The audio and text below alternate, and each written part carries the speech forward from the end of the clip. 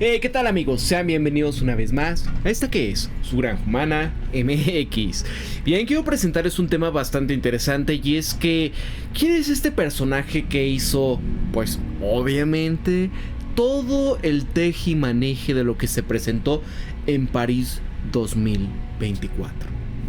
Y es que aquí estamos viendo un personaje que dices, oye, ¿cómo es posible que llevaron a cabo todo esto que se vio como satanismo, ¿no? Que está ahí la representación del dios Dioniso griego y donde decías, ¿acaso eso no es como una representación de la última cena? Bueno, este personaje que presentamos aquí y que es Tomás Joly, ¿no?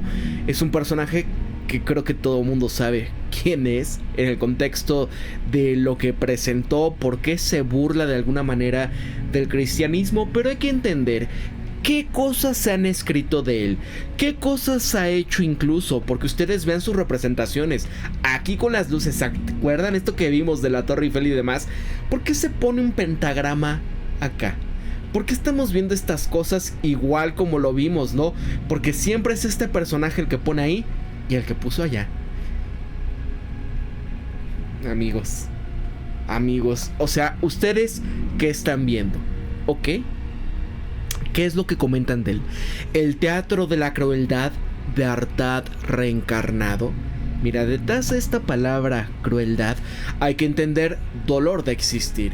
El actor lo que tiene es quemar las tablas como un torturado en la hoguera. Y con este concepto, Antonin Artaud, de 1896 a 1948, él propuso, mira, un teatro donde imágenes físicas violentas aplastan e hipnotizan la sensibilidad del espectador. Ante esta, nace en el espectador esta violencia del pensamiento, una violencia desinteresada que desempeña el papel similar a la catarsis, y en efecto, el teatro se convierte así en una función que proporciona al espectador estos verdaderos precipitados de sus sueños, en donde su gusto por el crimen, su obsesión erótica, su salvajismo, sus quimeras, su sentido utópico de la vida y de las cosas, su incluso canibalismo, se desbordarán sobre todo. Un nivel no supuesto e ilusorio, sino interior, es decir, estos sueños exaltados en sus impulsos para producir una sublimación, una especie de purga de las malas pasiones. Y aquí a Artaud le gustaría redescubrir esta fuerza que las antiguas tragedias pudieron ejercer en su tiempo y que por lo tanto reconstruyeron un teatro en torno a un personaje ilustre, a crímenes atroces, a devociones sobrehumanas, con temas históricos o cósmicos conocidos por todos.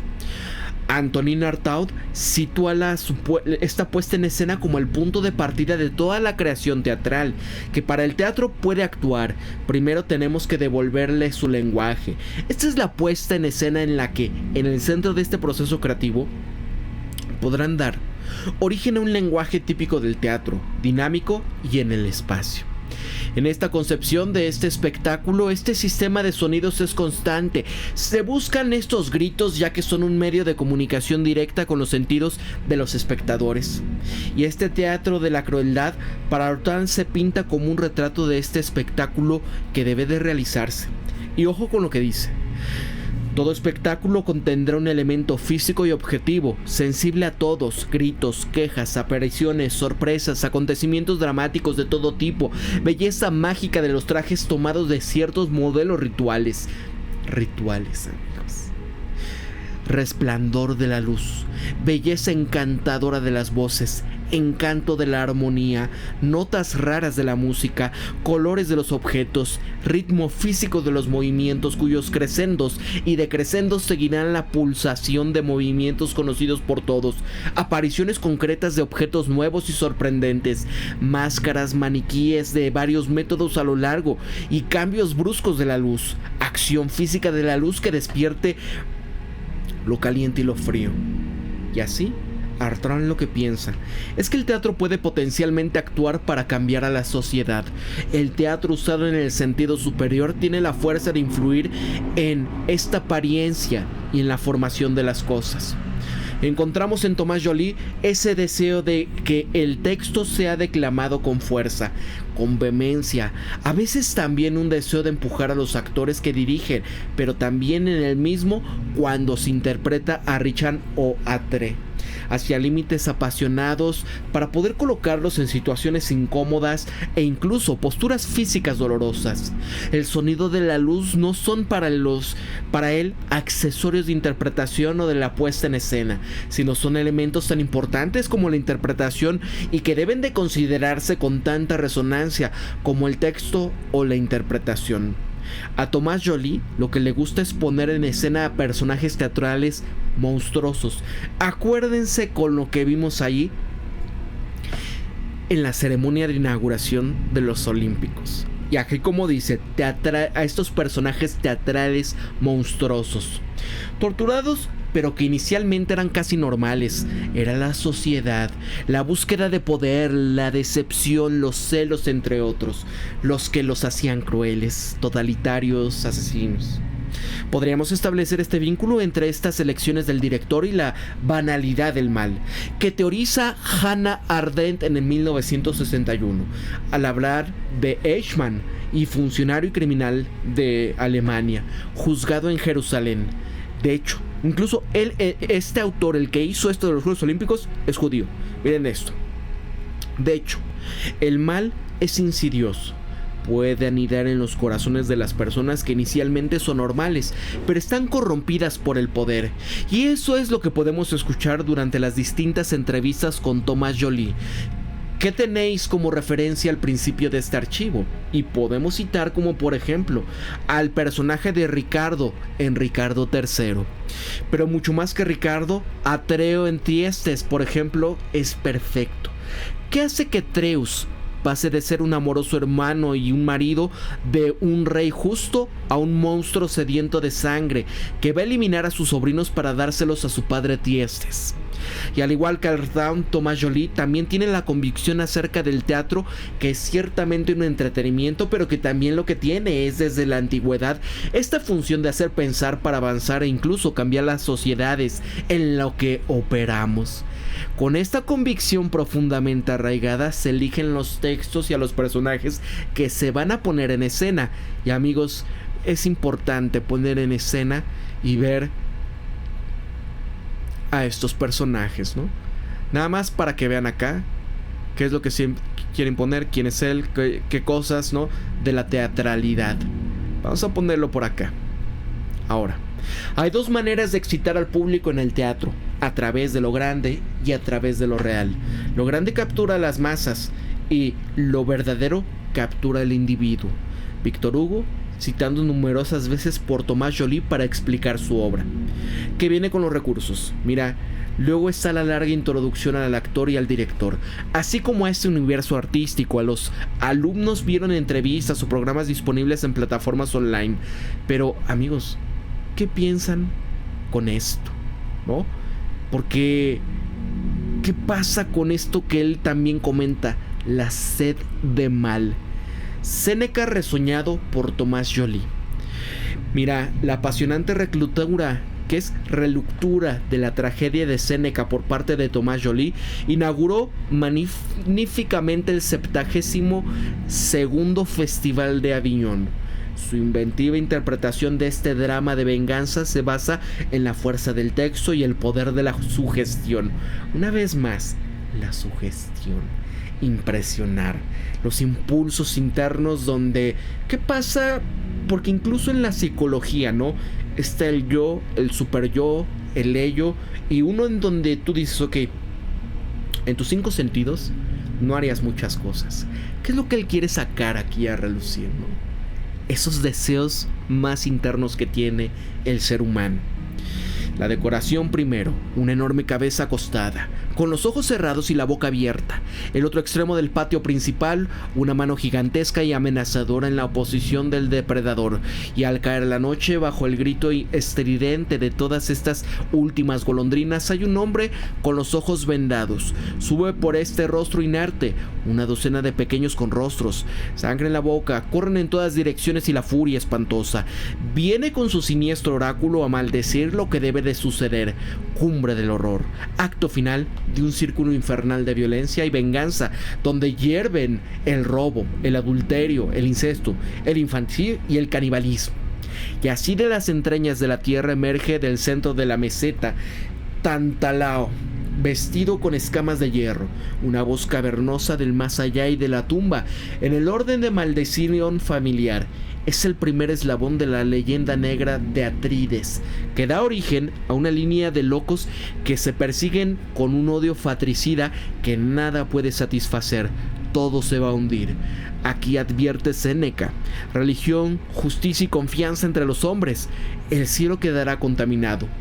Y cuando Tiestes se entera por Atreo, su hermano gemelo, de que se ha devorado a sus 3 pequeños y que ha bebido su sangre durante un banquete que le había ofrecido para sellar su reconciliación, incrédulo y devastado, implora a los dioses que rompan este interminable odio. Solo el silencio le responde. Incluso el sol ha huido, dejando a la humanidad a tientas de este laberinto de sus vilezas. ¿Hemos perdido el sol o lo hemos ahuyentado?, pregunta el otro. El público se sorprende. Y apoyado en este acantilado vertical del Palacio de los Papas, la pieza inaugural de este 72º Festival de Aviñón, Tiestes, que es una tragedia de Séneca, impresiona profundamente a un público dividido entre la admiración y la perplejidad. ¿Qué vieron ustedes en esta apertura? ¿No? Con el jinete del apocalipsis, con temas de la Revolución Francesa, una María Antonieta sin cabello, o sea, amigos, y con todas estas cosas que pasaron en pasarelas y demás. ¿Y qué pasa? Revelation net conqueluch du titre contemporain, ¿no? ¿Qué viene con esto? Bueno, nunca había leído una tragedia tan negra, tan desesperada, tan cruel. Advertí ante este desafío de representar lo irrepresentable. No muestra nada, no se desvía hacia la sangre o a la ultraviolencia. Se apoya en el poder del verbo, en esta clara y luminosa traducción de Florence Dupont, y en la fuerza de su sugestión. Se basa en la decoración, en la música espectral de Clement Mirouet, e interpretada en el escenario. Aprovecha este vertiginoso muro mineral de este patio principal para incrustar fragmentos de texto en la piedra, un efecto inesperado que infunde energía en el coro, que están encargados por un slammer. El sonido, la luz, trabajados con habilidad y delicadeza, van esculpiendo estas escenas de los 5 actos, e incluso este mistral que irrumpió en las ráfagas el viernes por la tarde, en un patio que parecía haber sido ordenado por el director, empujado por Séneca y concedido en este visto bueno a esta versión del siglo XXI de esta obra, escrita justamente hace 2 milenios. Entonces, ¿qué viene al contemplar el sufrimiento? Atreo se deleita en él. ¿Qué quiere decir con la fábula interpretación de Damiana Biccio como Tiestes que perpetuamente está al acecho, lisiado de angustia, desgarrado de dolor como víctima destruida, y de Tomás Joly, que es Atreus, en el papel del monstruo, tirano de sangre y de fuego, desplegando astucia y obstinación, decidido a continuar esta obra de la muerte? Pasa allá de toda prohibición, además de esta desgracia infligida, también necesitan el espectáculo del dolor. Al contemplar el sufrimiento, Atreo se deleita con él. ¿Acaso están el odio y la venganza condenados a reproducirse eternamente? Tomás Joly concluye con un cuadro sorprendente, donde los 2 hermanos gemelos, tumbados de cabeza a cabeza sobre la mesa del banquete, ebrios de esta violencia que se ha convertido en un vínculo de sangre, juran hasta la saciedad dedicarse mutua y eternamente al infierno. Pero desde lo más profundo de la oscuridad radical, Séneca, que se elimina a sí mismo, comienza a esbozar una esperanza. ¿Qué pasaría si el futuro de la humanidad dependiese no de esta furia permanente, sino del deseo, tanto como de la necesidad de un tratado de indulgencia mutua, para finalmente vivir en paz juntos. Esta lección data de el siglo I después de Cristo. Entonces, amigos, ¿ustedes qué opinan? ¿Volvemos a ver una representación de una cena? Para la Granja Humana MX se despide Pablo, y recuerden esto siempre: piensen críticamente, sean ustedes mismos, conózcanse de verdad quiénes son, sean empáticos, amigos. Si les gustó el videoprograma, compartan en sus redes sociales, y ahí tienen al creador de la puesta en escena del espectáculo que todos vimos en la inauguración de los Juegos Olímpicos. Para la Granja Humana MX se despide Pablo, nos vemos, hasta la próxima. Cuídense mucho y pórtense bien.